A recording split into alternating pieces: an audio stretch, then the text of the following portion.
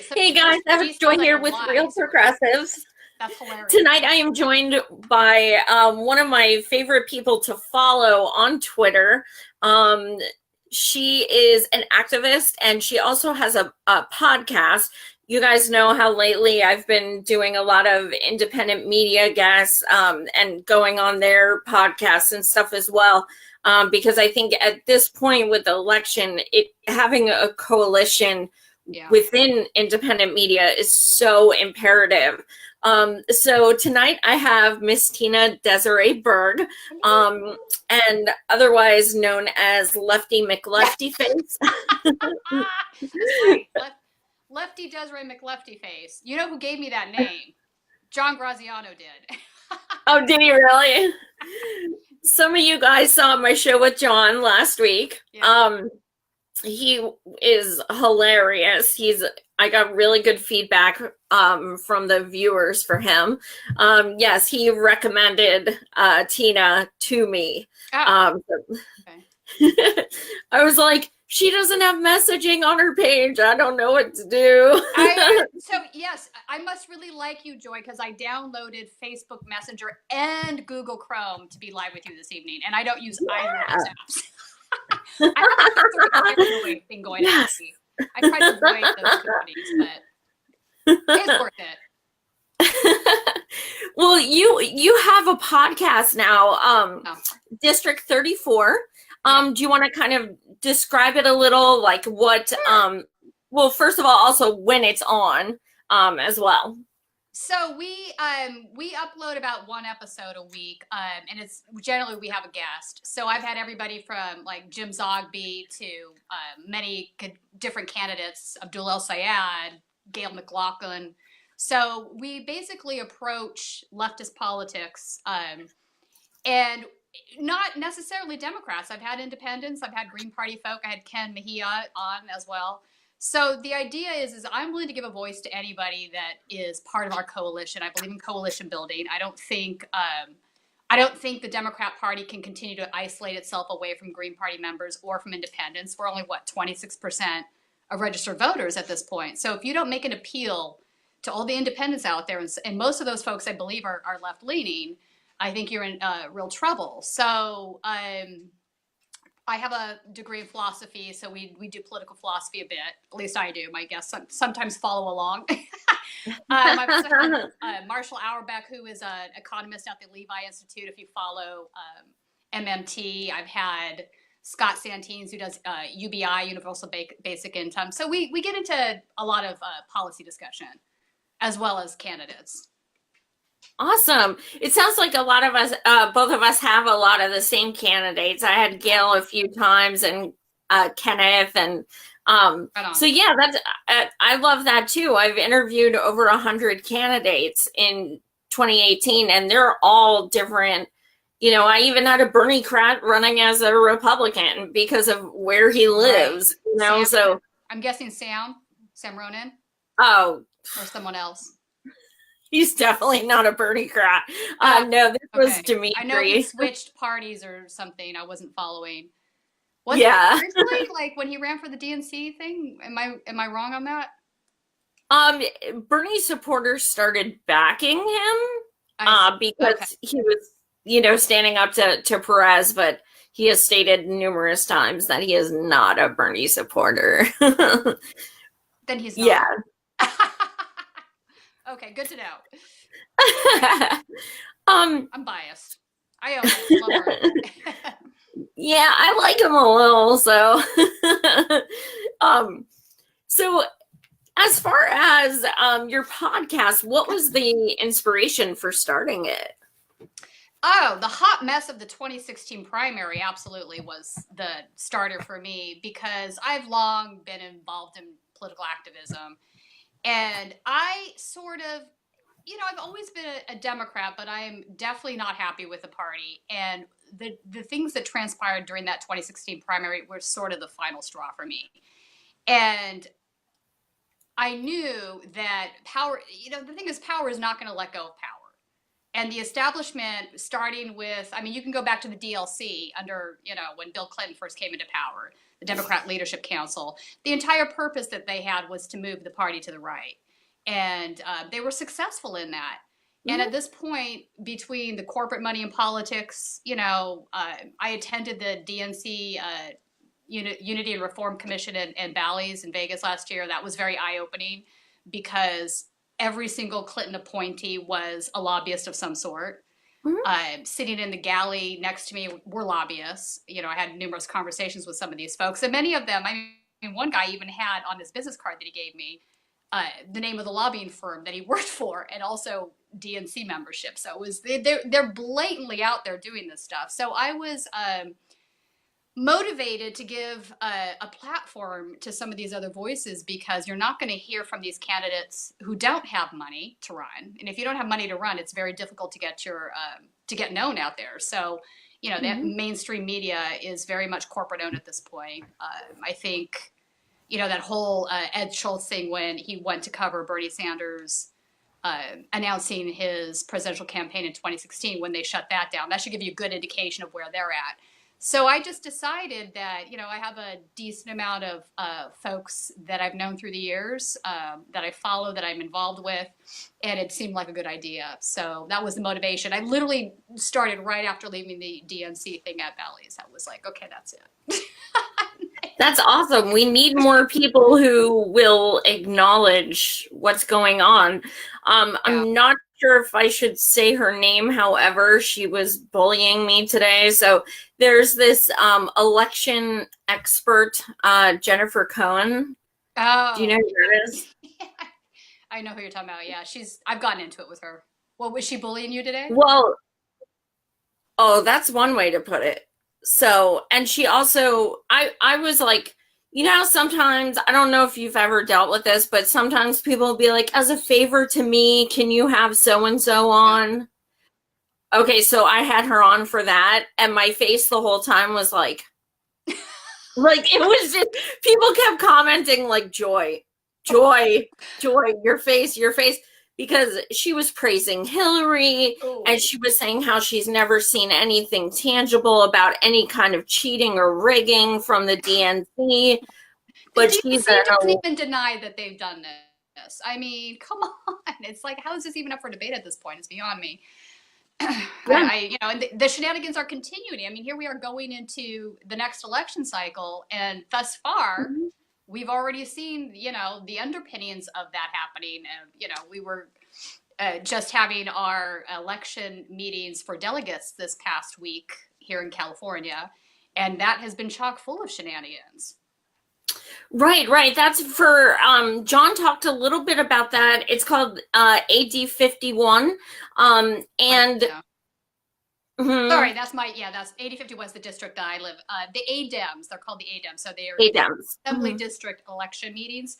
They're sort of a form of a caucus, but they don't want you to call them caucuses, but they take the same form more or less. So you basically go in, you have candidates that are running for delegate that make speeches. You can ask them questions. They're allowed to do electioneering outside on the sidewalk. And then... Is that allowed? Huh? Is that allowed? It is allowed because it's more of a caucus form versus an election. So basically, as the voters, and you'll see this in about all of these election meetings, the voters line up and the delegates come down and they shake hands and they introduce themselves. They say what they represent. So, but the problem is so the last cycle, we were able to come with a bunch of progressive candidates. And we were able to take a lot of the ADEM seats because the establishment were not prepared for that because they didn't see it coming. But we also knew after the fallout from the 2016 presidential primary, and we saw this in real time, these delegate positions, even though they seem like a low-level form in the party, they're very important because they vote on endorsing candidates, they vote on resolutions, they have a say in changing the actual state party rules. So they're important positions. And we saw, with some of the shenanigans in the presidential election, how these delegates were able to, sort of shift things internally by state. So we went in there. We won a lot of these seats, but now they saw us coming this year. The establishment was like, "Yeah, we're not having that." So we've had a myriad of problems. At my particular meeting, I was actually hit by somebody. I think some people know about that. It was all over Twitter for a minute there. But I was doing a live broadcast because I thought I'm going to go down there and vote anyway. Let's do a live broadcast. And I was going to write a piece for Washington Babylon, which actually I still wrote a piece. It's just a very different piece than what I intentionally sought to write. So the beginning of it, I was talking to various candidates outside. They were talking about their platforms. He had some Nurses United folks there. And everything was fine. We get down to the end, and as I'm talking to one of the delegates, a bus pulls up and people start getting off the bus. So I basically start asking, "Oh, where are you from?" And things just got really weird because this one woman is like, "You don't have to talk to her. You don't have to talk to her." And I'm like, "That's real. No, you don't have to, but okay, whatever." And then finally one guy answered me and he said Studio City, which is absolutely not in the district, nowhere near. That's in the Valley. We're in East LA. So I instantly became a little bit curious and suspicious. And somebody else remarked something about, "Well, we're all progressives here," or some crap like this, as if that makes it okay. And I thought to myself, wait a second. I know that these folks here with the more establishment slate of delegates that are running. So I decided to push back a little. And I said, "Well, do you support Medicare for all? Do you support overturning Costa-Hawkins?" I went through a line of questioning on that. And next thing I know, one of them came out of left field. She grabbed the phone that we were broadcasting with out of my hand and starts walking away. So I went after her and then she hit me. I know, right? It's like crazy. It was like total Jerry Springer moment. It's like, did you get that on film or did she turn it off? Everything was being broadcast. I didn't know. I mean, I suspected that it might still be happening as she took the phone, but I didn't know if it got shut off. But yeah, the whole thing was live. So then for this reason, I decided that I needed to start doing a little digging because all of a sudden my position on what was going on there shifted. So to make the longer story short, I talked with some of the volunteers that were responsible for checking in the voters, and they had established a means of voting verification at the start of the day. So they were going online. They could see that the person was both registered as a Democrat and registered in the district, because you have to have both of those things. Obviously, you're voting for a delegate in the party. So right. And they stopped doing that 45 minutes in. And the reason that they were given was that, wait for it, this is, now mind you, it's California and it's warmer than the Midwest, but it's still January. But the reason they were given is that the lines were too long and it was hot outside. So I was like, really? I have a cashmere sweater on and I have long johns under my jeans. It's too hot. Oh my God. Like, what are you talking about? It was just weird. It was a weird answer. But this isn't the only, and then one of them actually came out and said that there was cheating going on. I had one of them verify that they had 2 Republicans try to vote, a couple of independents, 2 people from 8043, which is the adjacent district. Now, mind you, that doesn't necessarily mean that it's nefarious thinking for some of these folks. They might actually think they live in the district if it's sort of an adjacent district. But it's suspicious. It's suspicious. And so then I started digging around and calling around, talking to other folks at other districts. And it turns out that, in 8063, Maria Estrada was running as a delegate. Now, Maria you'll know her from, she was trying to primary Rendon. So she's in that district. Now, Rendon's the guy that's been thwarting our Medicare for All state bill. So if you've been following any of that. Okay, so Maria, her name was left off the ballot. So she was walking up and down the line of voters and asking her supporters to handwrite her name in. Really? This is what we're doing? And how did that fare? She lost. And she was also running for an e-board position, which is really important. That's the next level. So there's like 4 e-board positions in addition to the ADEM delegates. So, and the way they have the rules written, I should mention this: you can win the e-board election and not win the ADEM delegate election, and then you lose your e-board position because you have to win both. the way the rules I are see. to follow. So, but point being is, if we're going to be the party that is fighting against voter suppression, then we need to be that party. And that's absolutely not what's happening here. And if our voters don't trust the system, then all is lost. It's an imperative thing that we have a system in place that's not ripe for shenanigans, because now you get to the point where there's voter apathy. Now folks don't turn up and vote anymore because they're like, well, why bother? This is what happens anyway. Exactly. So I did ask for comment from the LA County Democratic Party folks, and they weren't playing ball.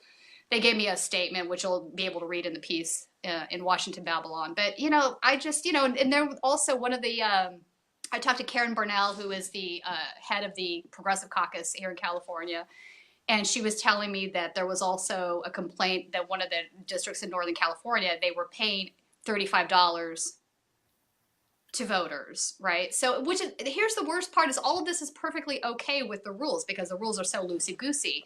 I should also mention in R1, AD 51, the Teamsters, and I'm a union member. I am a proud union member, and I like strong unions, but this is some bullshit here. They had rented the adjacent field to where the caucus was being held, where the election meeting was being held. And if you voted for their establishment slate, they were giving you a ticket after you left the polling area, and you could go into their area and get a free lunch, which doesn't seem right, does it? It just doesn't pass. No, bribery. Right. And so I'll tell you why this is important, and this is going to sound crazy. So not all unions support Medicare for all. You would think that they would, but they don't, because you obviously have the Nurses United that do, and that's their big push. But a lot of the other unions really believe that this is how they hook in union members, is they offer better medical as part of being a union member. So they're wary of joining the Medicare for all push for this reason. But I think this is very flawed. I think that's going to change because, again, this is leadership, and leadership changes every time union members decide they want to vote one of these guys out. It's important to vote in those elections. By the way, union members do that. Because the healthcare that they're currently offering isn't as good as it used to be. I know my plan was markedly better 20 years ago, and I paid nothing for it. That's not the case anymore. Our plan's managed by Anthem Blue Cross. So I think that's going to change, but this is part of the problem. So you've seen in California, even though you have we're a blue state, so to speak, you've seen a lot of the establishment that are union-backed candidates, SEIU and some of the other unions, supporting candidates that don't support Medicare for all. They're supporting the Medicare Access or whatever bullshit program they're trying to float instead. So that's a little bit of the reasoning why. Mm-hmm. Kenneth, he's a viewer. He has a question. Sure. Is anyone working on, let me see, my computer is being silly. Is anyone working on an affidavit app yet to record votes in a database to double check a given precinct's results? Okay, so this is a great question. There is a program, and Karen Bernal mentioned this to me, and I'm going to actually have her on the podcast. You should maybe have her on your show to talk about this. There is a program, I want to say it's IPI or IPN, I can't recall now, IP something, but it does allow them to verify instantly online whether a voter is in the district or not. Now she did, they've been using this in the Sacramento area where they don't have as many shenanigans as we do down here. So they've been doing that. And here's one of the benefits. They are catching voters that are not registered as Democrats, not registered in the district, but mainly not registered as Democrats. So they're able to register these folks into the party. You would think that in and of itself would be a good enough argument for Cal Dem to get behind this, right? So right. She did this sort of test case down in Fresno where they took a bunch of volunteers down there with their laptops, and they were getting pushback from the convener. The convener was like, no, we don't have the time. It's unwieldy. We can't do this. But Karen's like, yes, we can. Let me show you. So they did it. They ended up, I think she told me, registering like 200 more voters. So obviously there's a positive benefit to all this. So not only are you correcting the problems of not having folks that aren't supposed to be voting, you're adding them to your roster. So I don't see how that's not a win-win. But I also think the reason we're getting pushback from the establishment folks is because they know that they can control the situation. It's easy for them to stack the caucuses with friends and family. It's easy. I should mention this too. I think this is really important. So the way the delegate whole thing is set up, you have a third of the delegates are the actual elected officials of the state. So that's 1/3. The second third is appointed by the elected officials, right? So now you have 2/3 of the delegates that are pretty much owned and run by the elected officials, right? This last third over here that we're talking about, the ADEMs, these are supposed to be, at the end of the day, the real grassroots. These are supposed to be people that live in the district, being elected by their fellow district dwellers and responding to their constituency in this way. So when you get the elected officials trying to mess with this last 1/3, it's no bueno. It's like, don't do it, man. Just leave it alone. Pause off. This is not what this is supposed to be set up as. But like anything, this is where we're at, where the fight has gotten to that point that this is what we're doing. It's like we're fighting for the soul of the Democratic Party right now. You've got the progressives, you've got the establishment. Neither is going to give any ground, I don't think. Nor should the progressives. I mean, I'm speaking as one. We shouldn't. Enough already. You know, they've pushed the party right for 30 years now. What do we have? Massive income inequality. You know, over 1% of the new, or over 80% of the new wealth created last year went to the top 1%. This is untenable. It's immoral. But the Democrats have participated in that every step of the way. So, yeah, so when they call themselves the resistance, I'm like, yeah, no, you're the assistance. They're resisting progress. That's right. They're resisting. So I'll also mention one other thing on the affidavits. I kind of got on a little tangent there. So they're supposed to sign an affidavit when they vote in the election meeting. So you put your name, your address, and you sign it. And these sheets are then sent to Sacramento. And I have actually requested, as a journalist, I've requested copies of these for 3 different districts. And it's my intention, and I hope they're not listening to this because then they might not give them to me. But it's my intention to compare these to the voter rolls. This is absolutely something we can do. So it is legal for them to give them to you? They have to. They've been giving me a little pushback, and it's been slow, and we've been trying for obviously almost a week now. And the last I heard was that they would be available tomorrow. So we'll see. Oh, sweet. But this is a project that I plan on working on because I think, they're still in denial about what's going on, even though the evidence is pretty strong. Are they in denial? Huh? Are they in denial? Yeah. Sometimes I wonder. No, maybe they're just intentionally being this way because they know. Yeah. Fair. That's fair. It's only cheating if it's the person you don't want. That's right. If it's the person you want, it's all good. There's nothing wrong with anything you do. Honestly, it's mind-blowing to me because, once the wool comes off of your eyes, you can't really put it back on. You know what I'm saying? And I think that's happening more and more with a lot of the left. They're seeing that, I trusted these folks and this is what they gave me instead.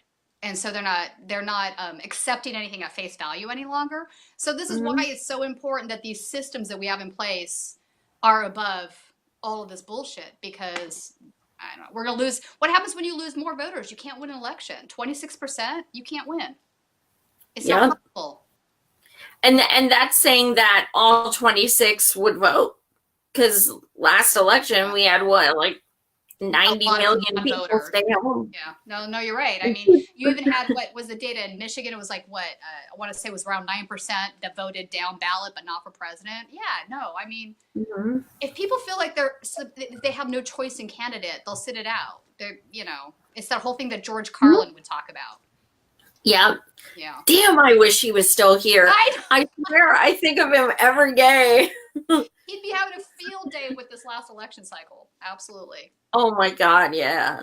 Yeah, it's really incredible too, because so many of the cheating and rigging and everything all comes down to the fact that if we had open primaries, half this shit wouldn't matter. That's right. That's right. Bernie would be president if we had open primaries. Oh, he would have. It's so frustrating.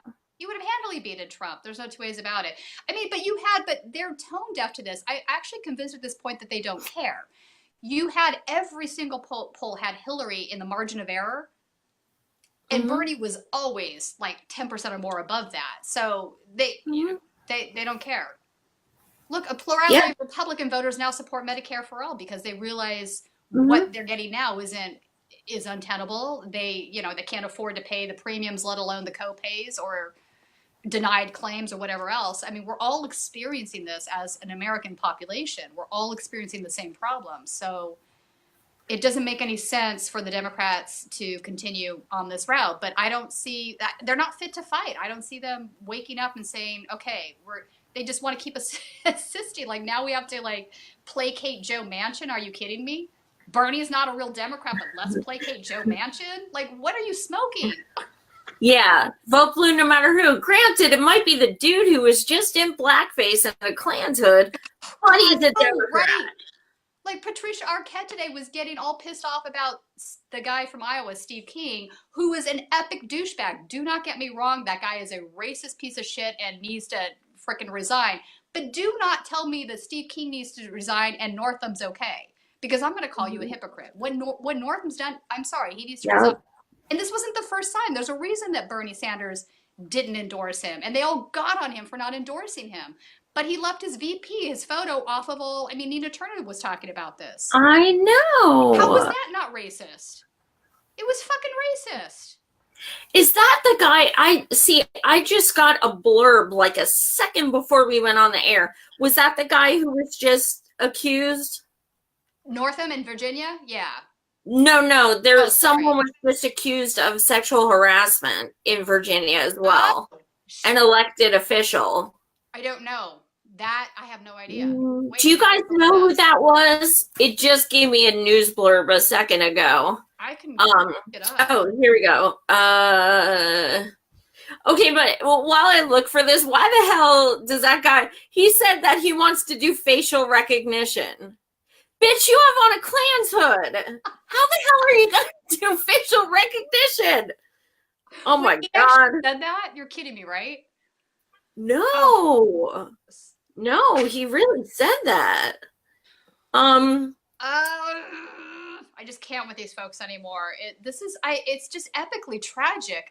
But what I don't understand is either you are not for racism across the board, period, or there's nothing to talk about. Either you are against sexual harassment, period, or there's nothing to talk about.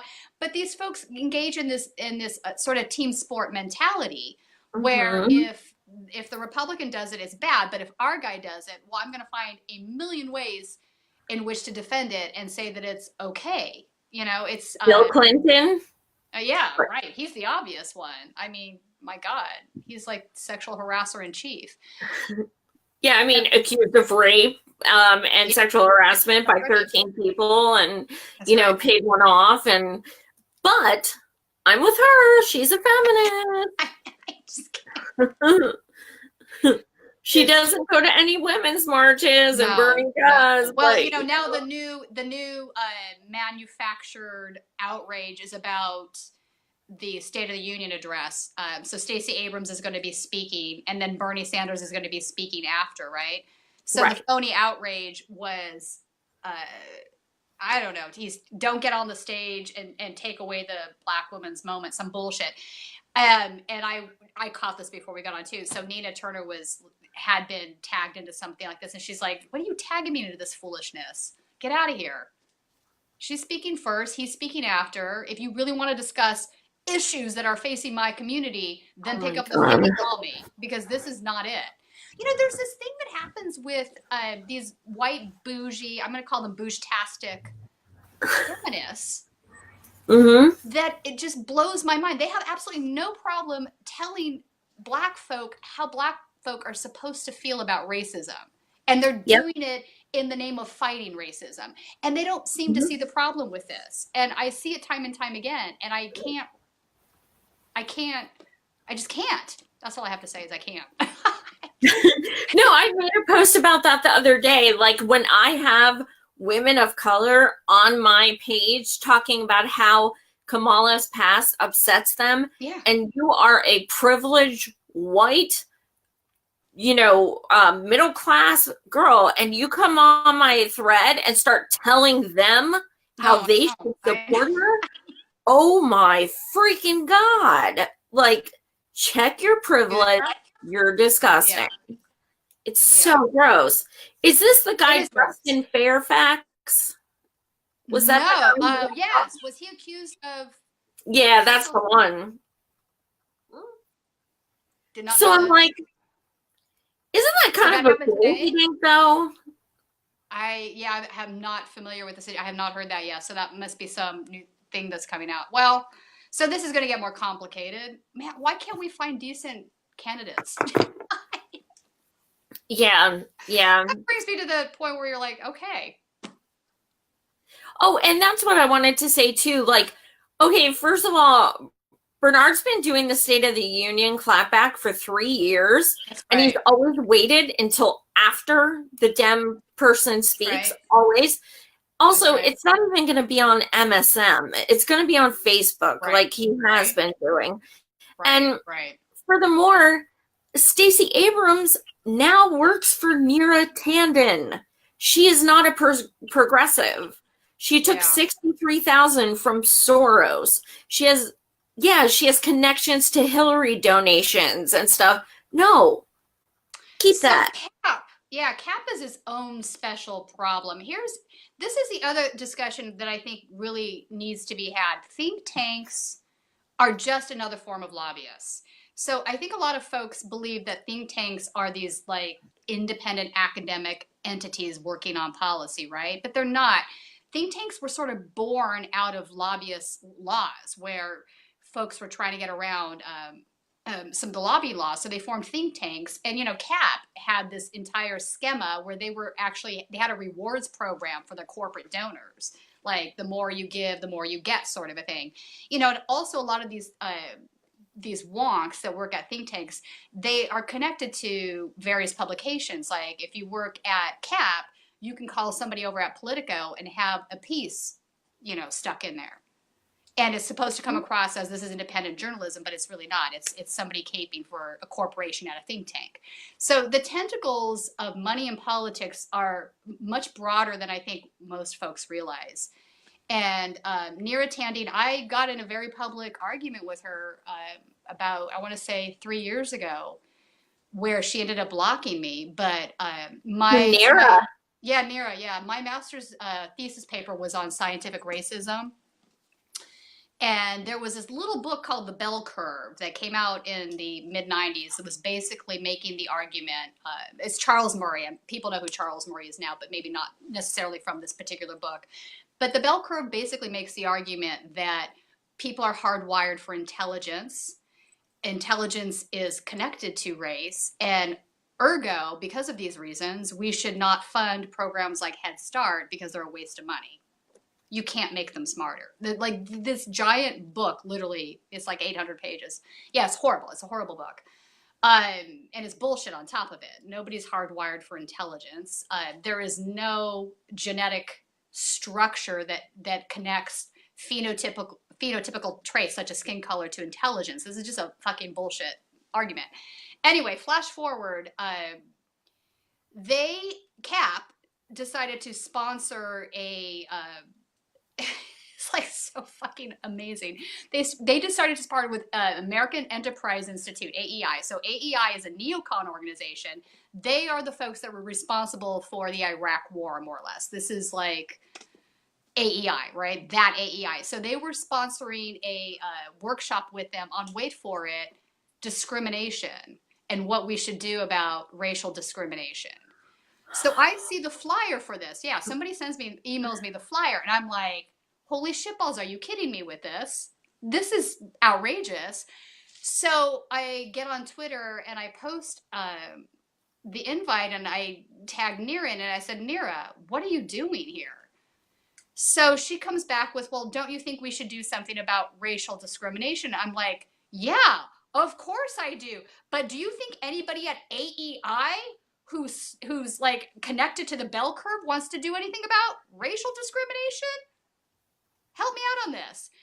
So she proceeded to try to defend her position, and not in any way that made sense, of course. So then I mouthed off, because sometimes I do that, and I said, well, maybe we should just get some oil from Libya and be done with it. Because I don't know if you know that she wanted to fund Head Start with Libyan oil money. I don't know if you ever Mhm. saw that disclosed email. Yeah, so she blocked me. But in the Oh my meantime, God. she had tried to school me too. She had sent me some link from it was like this article that was on her CAP website about race and science and stuff. And I'm like, Nira, that I did my MA in this area. Like, do not school me. I will own you 6 ways to Sunday. And she's such a mess. She's an AEI. Are you kidding me? We're now partnering with neocon organizations. But when you think about it, it's not as crazy or convoluted as it seems, because they all have the same corporate donors, right? Right. She's saying she's progressive, but there's very little difference between a neoliberal and a neoconservative when it comes to philosophy and policy, which is why Absolutely.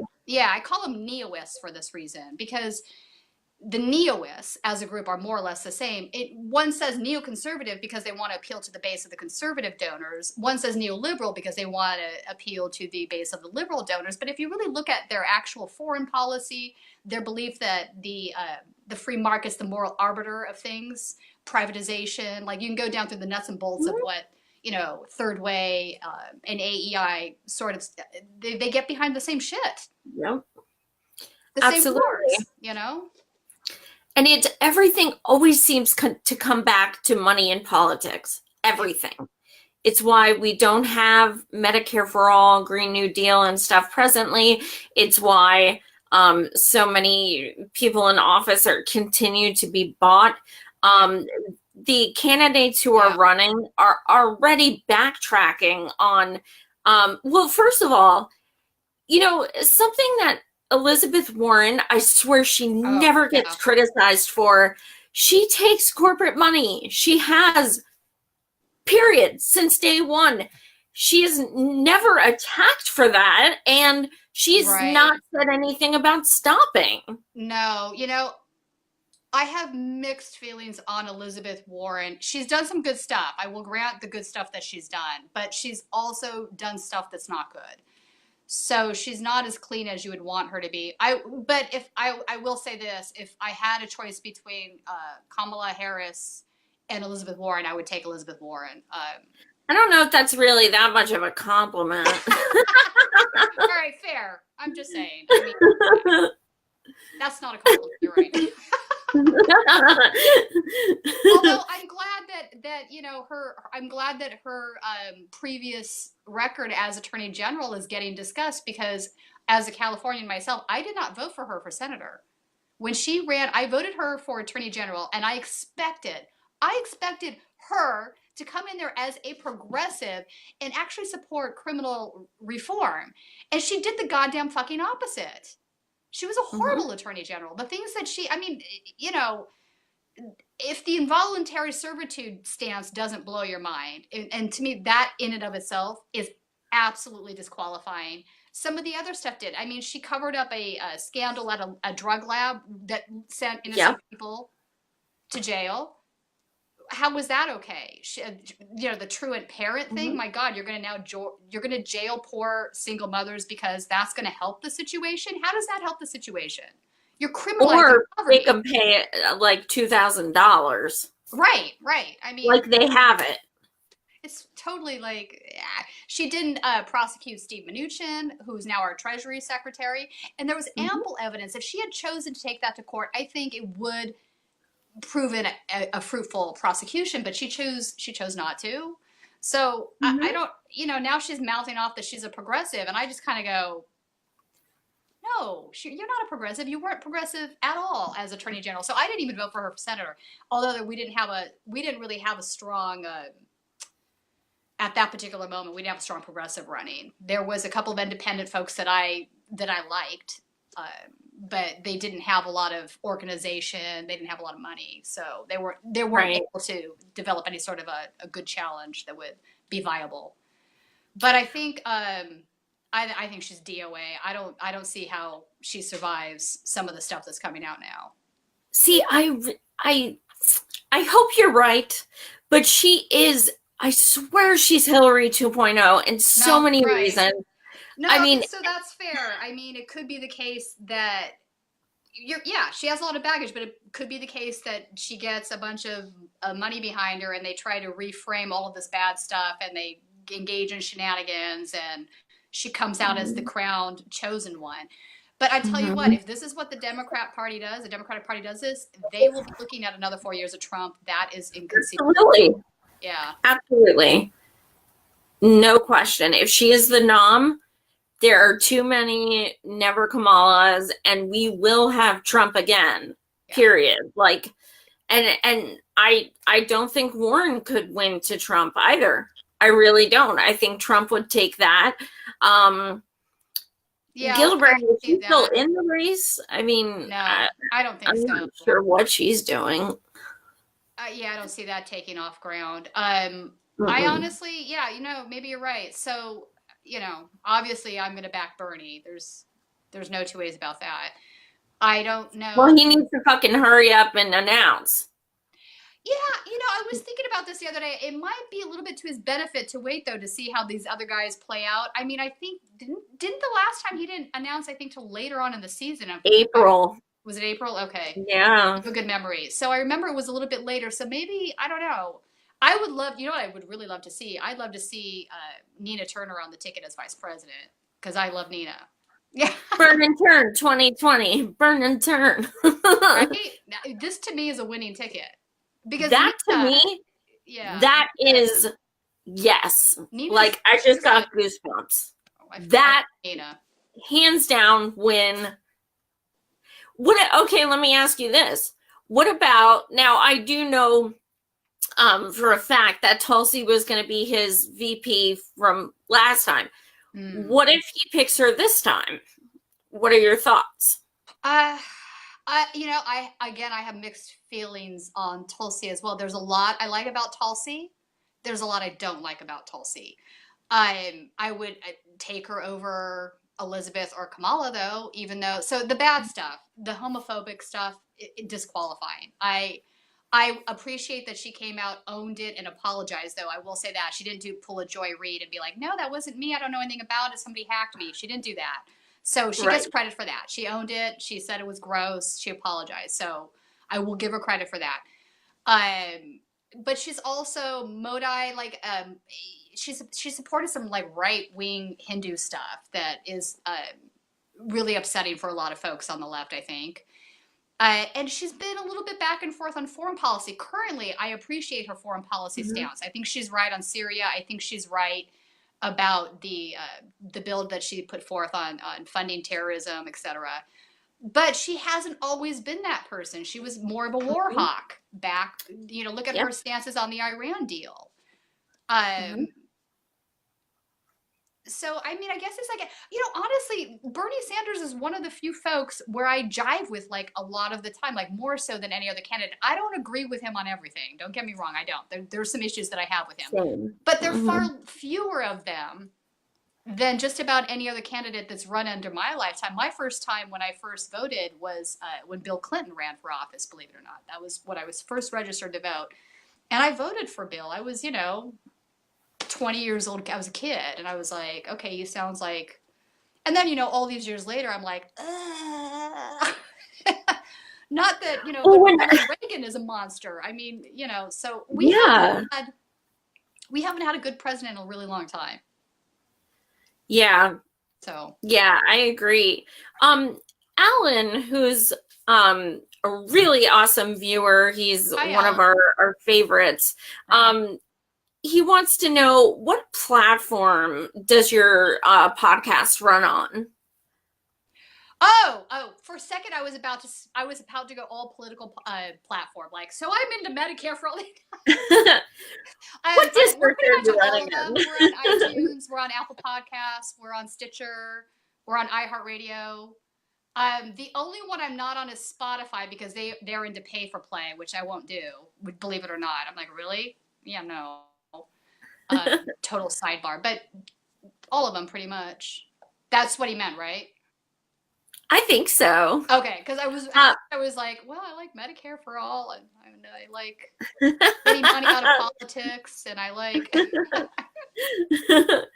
What about who else do you see any kind of promise with at all? Is there someone besides Bernard who you're hoping does get into the race? No. I don't see anybody viable right now. Like, I'd love to see AOC run eventually, but she's too young. Too new, too young. I think she's got the chops, though. I think she's got some. She's a strong woman with some skill set. She's smart. She's well. Even when she gets dragged for being unwell spoken, which is like totally ridiculous. Wait, did you? By the way, I'm going to go on another tangent. Did you see the Sarah Palin going after her for? Yeah, that was. Oh, Donna Brazile went after her today. Donna Brazile blocked me. Oh my God, it was so funny. And I can't see what they're saying. Really? Why would Donna? Oh yeah. She was like, done wonders for put your phone down. Oh God. See, okay, I'm really bothered by that sort of attitude that she's juvenile, throwing a tantrum, needs to sit and listen. Like, this is really obnoxious rhetoric and it's going to backfire, because this is the stuff that millennials are not going to sit for. And is it the Generation Z, the next one? The next generation coming up after millennials? They're even more this way. You can't, in addition to the deplorables comment, I think basement dwellers was just as damaging for Hillary, because now she's wiped out all these folks and these folks. Like, I mean, the hubris. They need to stop doing this. They need to start listening. They have this idea that we work for them, but we don't work for them. Politicians work for us. People need to remember that they are public servants. They're not queens. They are not kings. They are not rock stars. They're public servants. Yes, queen. No, bitch. Shut up. This is not a pop star. It drives me freaking nuts. It drives me nuts. But that's sort of been a shift, a change in dynamics in the country that's happened over. None of this stuff happened overnight. We got there slowly but surely. You can look back to the birth of the lobbyists in the country, to the Powell memo. If you don't know the Powell memo, everybody that's listening should go look up the Powell memo and see what this is about.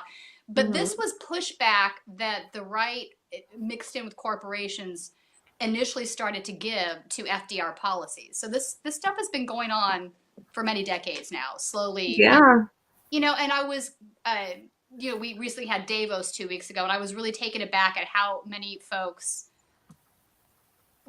did not know that under Eisenhower we had a 90% tax rate for the top marginal rate. I think it was actually even 92% at one point. Under Reagan, his first 4 years in office, or 3 out of the 4 years in office, it was 50%.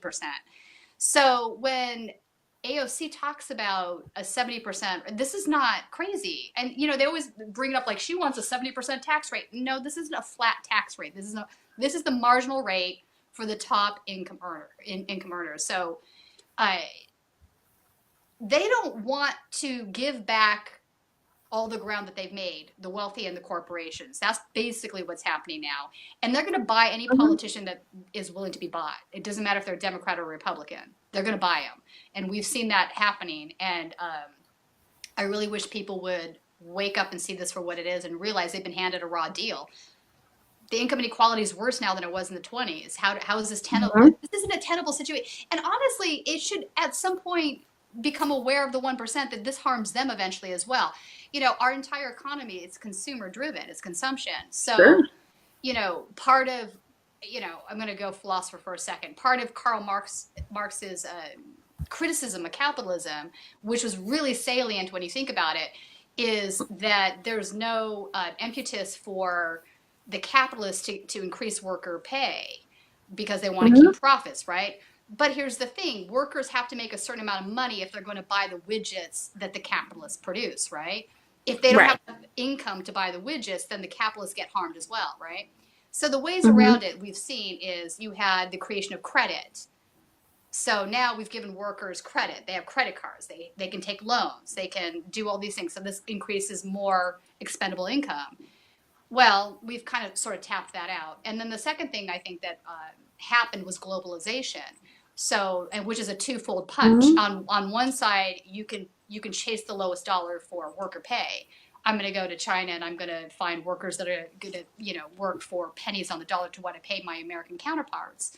I'm going to save money that way. But it also opened up markets for them. So if they lost sales here, consumer sales in the United States, they gained them in other countries. So this was a two-pronged problem. But this is also coming to an end. So when I think at this point, 2019, when people talk about late stage capitalism, this is part of what the discussion is, and I think a lot of the push for UBI, for example, which is the universal basic income, a lot of that's coming out of Silicon Valley, and the reason it's coming out of Silicon Valley is because they get this problem. They get that if Americans don't have enough money to buy their goods, they're going to be in trouble as well. So I support UBI. Even though Silicon Valley assholes support it too, I'm not going to self-own and say it's bad just because they like it, because I see a lot of that stuff going on. I think it makes sense. Look, 1,000, you have Andrew Yang, who is running. We haven't discussed Andrew Yang. He's running on the Democratic primary ticket. He's an ex-Silicon Valley guy. He's got this idea of, he calls it a humanitarian capitalism or humanist capitalism, something like this. But his entire premise is basically UBI. He wants to give what he calls a freedom dividend to all Americans. So it's strings free, nothing attached. Everybody gets $1,000 a month. And for somebody that's on minimum wage or making very little money, that's the difference between them being able to pay rent or not. So, and does he say how where he's going to get the money? I believe, and I'm not 100% on this. I need to delve deeper, but I believe it comes from taxing corporations. Something like this. Oh, okay. So, because we were talking about having him on, but we support and educate on MMT, so he would, that would be. I think can we talk about this for a second? Because I have a beef with the MMT people on this. I think there's room for both things. I don't think UBI and MMT are mutually exclusive, and I realize that there are people together. Yeah, but a lot of people in the MMT camp are putting forth this argument, and I don't understand why. I was surprised to hear that Richard Wolff does not support UBI. UBI has been with us. I mean, MLK, Martin Luther King, talked about this. Nixon even talked about it. So this is a concept. They called it a negative income tax, so slightly different terminology, but more or less same thing at the end of the day. But I think it's Marxian. I think Richard approaches it because he thinks, well, we're giving free money to people and they're not going to work now, and that's not good for the society. But I don't think that's what's happening here. I don't think, look, here's my thing. If you think you can live off of $12K a year, if that's going to be enough for you to be happy, knock yourself out. I'm not going to hate you for it, because that gives you no quality of life whatsoever. So it's not designed to replace working altogether. It's designed to supplement and sort of tackle the income inequality problem in a way. Look, I'd rather see us go into a post-capitalist economy. There's no two ways about that. But I don't think we're getting there overnight. This is the United States of America. It's not happening overnight. I think another thing we should look at is, in Sweden, for example, every corporate board has two positions that are given to union or workers. So these positions so they have a say in everything that's decided in the corporation. This to me is very Marxian. So there's a couple of things we should be doing, but I don't think we should exclude UBI, and I don't know why. I feel like they're just giving it a bad rap because it's coming from Silicon Valley assholes, some of it, which, okay, I get it. But isn't that sort of a cell phone? Like, if tomorrow Trump says, I'm ending whatever position, I'm ending the war, we're not going to drone bomb people in Iraq or Afghanistan anymore, I'm not going to say that's a bad idea now. I'm going to be like, okay, he's doing something I like finally. Does that make sense? To me, this is just we support them working together. Yeah, I do, yeah. What do you think about the federal job guarantee? I have mixed feelings on that too. I had Marshall Auerbach. Him and I talked about this. Look, a lot of the MMT people they think that the jobs that have gone away because of automation will be replaced by the Green New Deal. So we can create other jobs, right? Yeah, I'll grant that that's partially true, but I don't know that it happens at the same level to really where there'll be enough. You know what I'm saying? I don't know that it's a single solution. I think that when folks talk about where we're headed as a society with AI, I was just at the CES conference in Vegas, and it's crazy some of these things that they're coming up with. We are definitely headed in this towards this area where there's just these jobs are going to keep disappearing. So I think both things are true. Yes, some of it can be replaced with Green New Deal and all this kind of stuff, but I don't know that there would be. What if, and what if somebody wants to do a job? I think there's other things that you can contribute to society with that aren't necessarily traditional jobs. For example, volunteer service. And I think there should be a place for that as well. Does that make sense? Yeah, well, and that's one of the beautiful things about a federal job guarantee, because you can like say, okay, what we're doing now, this could be a job. Right. Like you could actually do paint this. a mural on the side of the library or whatever. Right. So that's what I'm saying is I like that stuff is included because I think it's important. I think I don't think you're going to tell everybody that they have to be a janitor and they're going to be happy and they're going to be fulfilled in their lives. If you know what I'm saying. So I like that that sort of thought process is included. Yeah. What's the guy's name again? I want to write it down. Andrew Yang or Marshall Auerbach. Marshall Auerbach. Yeah, it sounds so familiar. Yeah, he's at the Levi Institute, which is where all those MMT folks come. Oh, right. He's a Canadian. He writes for Alternet a lot. In fact, everybody listening to this, I'm going to tell Marshall later. I'm like, I was just talking about you. But go ahead and follow him on Twitter. He's a great guy, very thoughtful. And I love it when he chimes in on, he always comes into these conversations on economics and just is like, economics are shit. Believe me, I have a PhD in it.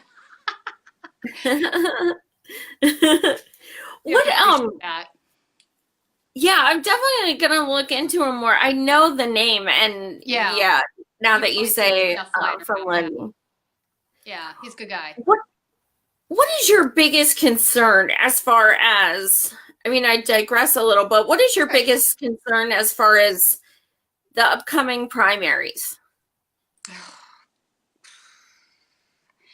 I am concerned that the DNC has not learned its lessons from 2016. I'm concerned that they're going to pull a lot of the same crap again. And if they do, it will spell the end of the Democrats as far as I'm concerned. I don't think the party can withstand another round of that stuff. And I don't think they've learned their lesson. I don't think they're fit to fight. I think they want to, crown whatever candidate they want to crown. They should not be sticking their thumb on the scale in any primary. And it's not just the presidential primary they've done this. The DCCC, all of these organizations are constantly getting involved now in these primary elections. I think a really horrible example of that is what they did to Laura Moser down in Texas, running opposition research on her. And why? Because she's progressive and she supports Medicare for all? I mean, her husband was Obama's videographer, so it's not like she hasn't been around the party on top of it. So that was really bad decision. My dog's over here. I'm like, what, Louie? Yeah, it is. I mean, if I had one wish, it would be that Bernie ran as an independent, but I know he won't. And I understand why he won't, because he won't get on the debate stage and stuff. But like this whole, he's not even a Democrat. I'm like, yeah, that's actually a selling point. So can you stop? It's so stupid. Every time I see somebody say this, I'm like, that's really your idea of an intelligent and salient point, is that he's not a real Democrat. You don't care about policy. You don't care about authenticity. You don't care about the fact that he isn't taking money from corporations at the level that a lot of these other folks are. He's not engaging in the quid pro quo. I mean, really, there are the NRA thing drives me up the fucking wall. There are 7, 8 Democrats that have A ratings from the NRA. 8. Gillibrand. And they're gonna bitch about Bernie and his D-.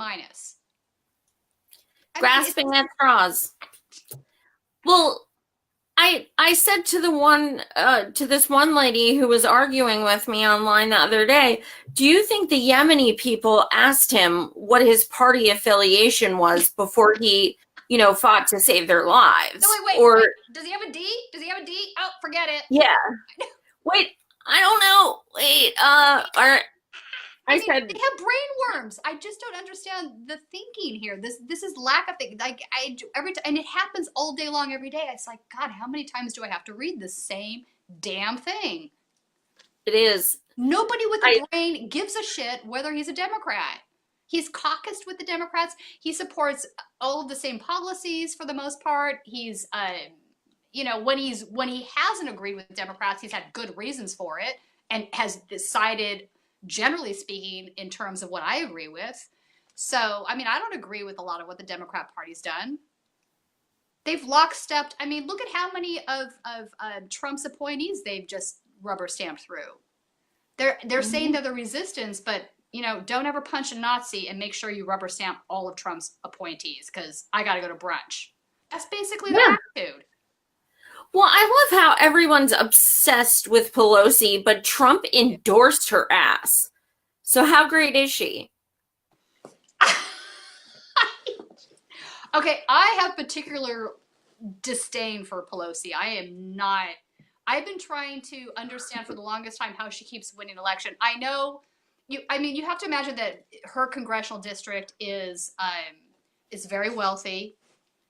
It's wealthy area of San Francisco. So her constituents probably like what she says and does because they're bougie limousine liberals.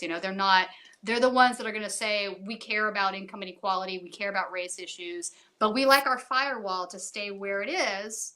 And if it gets off the reservation, we're going to tell them how to think and keep your hands off my money. So this is a faction of the Democratic Party. Call it what you want. Call them Clintonites because they're surrogates for the Clinton DLC group. Call them establishment. But they are pretty much so ingrained into the party at this point. They're not going to be wrench-free very easily. So I think we're making headway. So I hope people don't get discouraged. I hope they keep fighting because I do think we're making headway. And we have some junior freshmen, senators and Congress people that have come in that are great. They're younger, they're full of energy, they're progressives. I like Lee Carter a lot, for example. Lee Carter's fabulous. Did you ever have him on? I have not. I've never asked. I should get him on. I can't get a hold of that son of a gun for anything. Lee's good. He's good. He's one of my favorite Twitter feeds. But I think folks like, and he wanted a very tough district. People didn't think he would be able to do it. So the idea that here's the other thing. Socialism, I'm Swedish by nationality. My family's from Sweden. So I sort of grew up in a household where that's just not a big scary thing. But I think Americans are told that socialism is a certain thing and it's bad and it's authoritarian, it's goose-stepping Russians. It's go down the list of the picture that they've painted of what that is for so long. When socialism at base is the means of production is owned by the democracy, so it's not goose-stepping Russians. It's Medicare for all. Why is this a bad thing? Why is it bad that we all pay into something and we all get something that's far more economically efficient, covers everybody from a moral basis? Why is that scary? I mean, FDR's policies were socialists. And I think it's an interesting conversation to go back from a historical perspective to talk about that, because FDR, when he first started talking about New Dealism and all of these things, they decided not to use the word socialism because they were afraid they couldn't sell it to the American people if they called it that. So that's where that's where the idea that liberal left came from, because liberalism is laissez-faire. It's not really what the American left thinks it is. Does that make sense? Yeah, totally. So I read a good article too that about MLK would be considered a socialist. Yeah, I would say so. And I'm glad we're finally at the point in this country where you can say that without people just flying off the handle, Like I had Candace Owens, crazy Candace Owens. A couple months back, she quote tweeted me, and I didn't know. I was out with my friends. The next morning, I log into Twitter, and I'm like, like I had 1,300 crazy people screaming at me. But I was like, what's going on? So finally I saw what the root of it was, and I was like, oh shit, here we go. But I had said to somebody else, some guy had said to me that, well, socialism's evil, whatever, blah, blah, blah. And I said, well, then, don't use the paved roads, don't call the firemen, I went down the list of things that are basically socialist institutions. So she quote tweeted me with this ridiculous statement about giving everybody free flat panel TVs or some shit. I'm not even. And I was like, wait, what? So exactly, it was pretty hilarious actually. I was like, wow, okay, yeah, I'm just gonna let that shit play out because this is just some dumbass shit right here.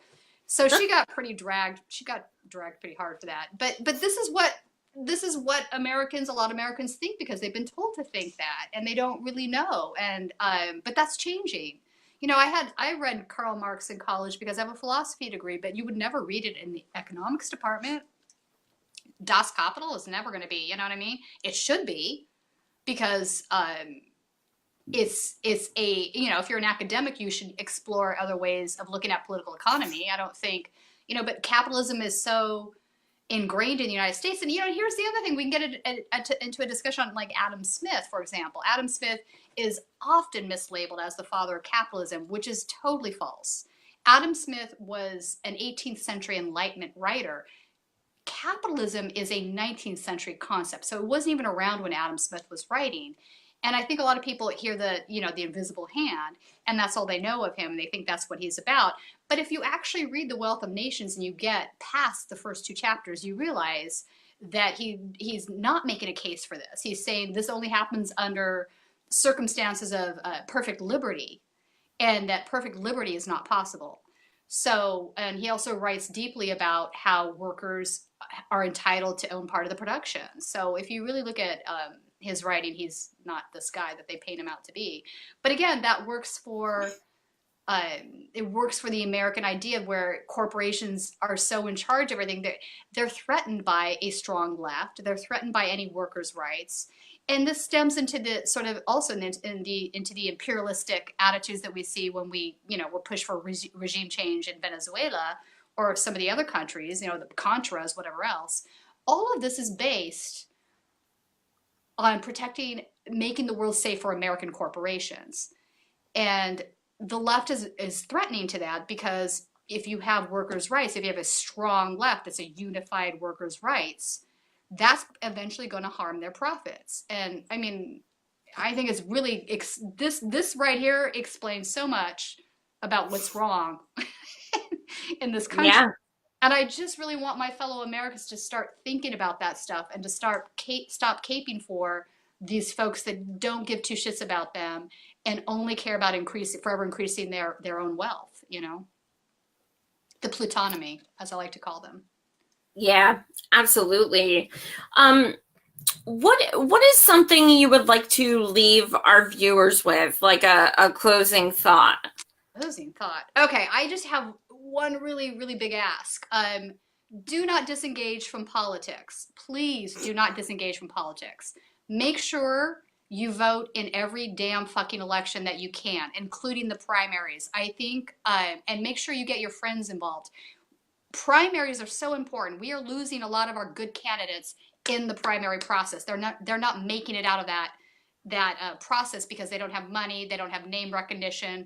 So if in your local elections around you, make sure you find that one really good progressive candidate in the primary and you do what you can to get them elected. This is how we, from bottom to top, get change to actually happen in the country, I think. So vote in primaries and don't get disengaged.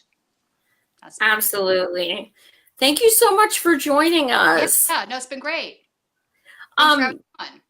Absolutely. And thanks you guys for watching. Tomorrow night, I have journalist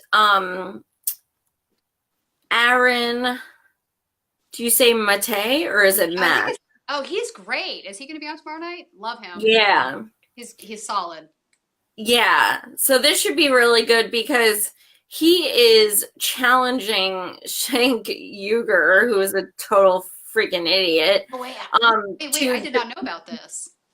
Yeah, he keeps challenging him to a debate about Russia.